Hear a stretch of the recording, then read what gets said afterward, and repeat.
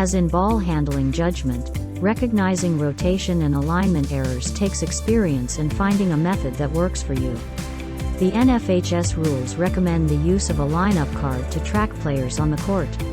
We'll go over different styles later. Memory tools such as memorization of numbers and opposite players can be an effective method to track higher level play.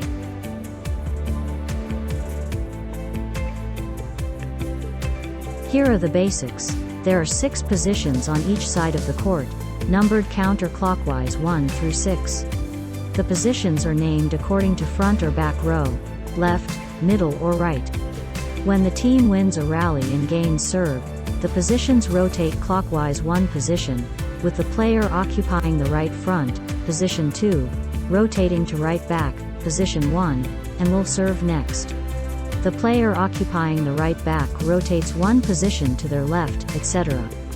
The correct server must maintain their position in the serving order. The libero may take the place of any back row player at any time, after sitting out 1 rally.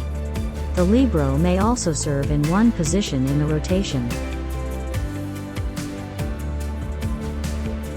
The players must maintain their positions in relation to the other players until the contact of serve. They then may move anywhere on the court. If they line up overlapped with another player or move too early to their playing position, that is a playing fault, resulting in a point, loss of rally and serve to the opponent. The positions that may overlap with another player are directly adjacent to that position. In other words, the front row players must line up with part of 1 foot closer to the center line than their corresponding back row player. In the front or back row, the outside players must line up with part of 1 foot closer to the sideline than the center player. If the libero occupies a back row position, they assume the positional responsibilities of the player they replaced.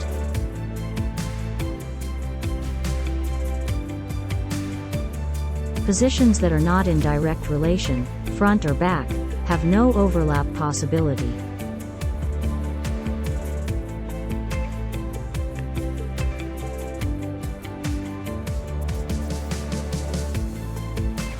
Here are some examples of legal and illegal alignments. As long as the alignment rules are followed, players may occupy any place within their position.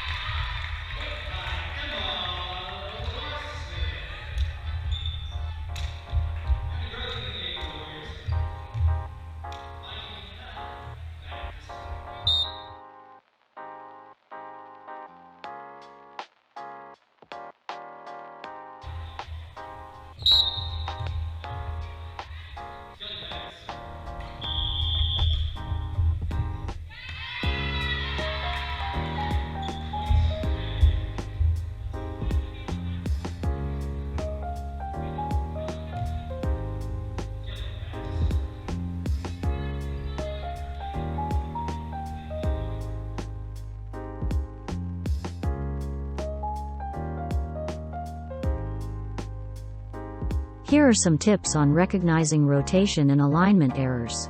Be a student of the game to identify formations. Look at the serving team to get a snapshot of the next received. Create a system that works for you. Tracking opposites, number memorization, etc. Know when to warn and when to whistle. Be certain when making a positional fault call. An incorrect call can take an ace or a winner away from the serving team. Expect that you will need to clearly explain the alignment issue to the coach and put the players in the correct position. Have more than one way to explain the fault. Beware of being overly officious. Don't be the police officer that gives tickets for 1 mile an hour over the speed limit.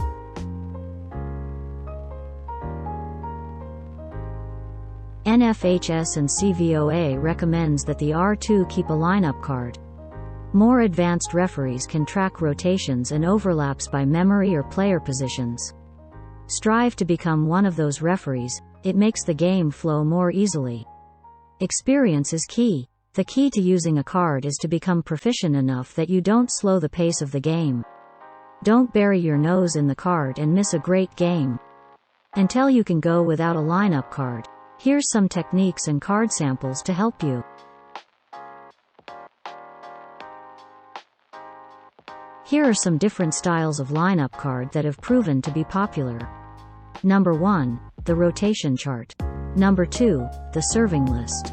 And number 3, the circle. Each has its own advantages.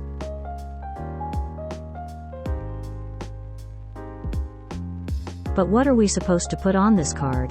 The lineup, obviously. The number of timeouts taken. Substitutions. Libero number and what position they serve in. Whether the team serves or receives. Identify the first server. Important. The first server for the serving team lines up in position 1. First server for the receiving team lines up in position 2 and rotates into serve on the first loss of rally.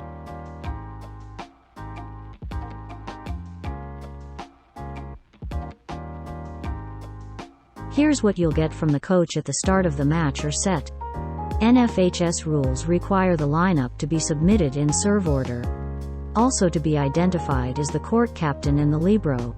In the spirit of preventive officiating and taking care of business, we should confirm with the coach which player is their first server, that the team is serving or receiving, and which player is captain, along with any alternate captains if the primary captain leaves the set.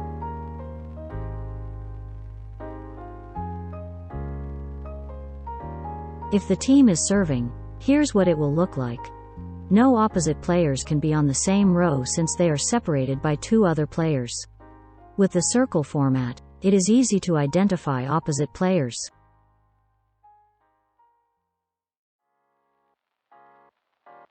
If the team is receiving, here's where it gets tricky. Note that in the circle format, the first server, number 20, lines up in right front, position 2. When the team gains serve, number 20 will rotate to right back, position 1.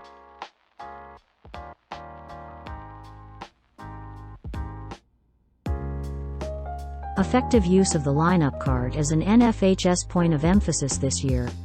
Whichever style of card you may choose to use, become proficient enough to smoothly enter the information you need and return the card and pencil to your pocket. We should refrain from signaling with the card in our hand. Once a substitution pattern has been established, you don't need to write down every sub. Slash the position when that player serves. Keep track of which position the libero serves. Keep the scorer in the loop. Check with them when a sub or timeout occurs. Remember, much of the information you need is also being kept right behind you by the scorer and libero tracker. Just turn around and ask.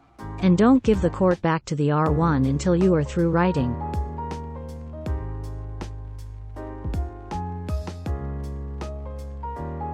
The R2 should not impede the pace and flow of the match. Become proficient recording what information you really need. The more knowledgeable a second referee becomes of the game, the less they will be dependent upon the lineup card to recognize infractions such as illegal alignment, improper server, and improper substitutions.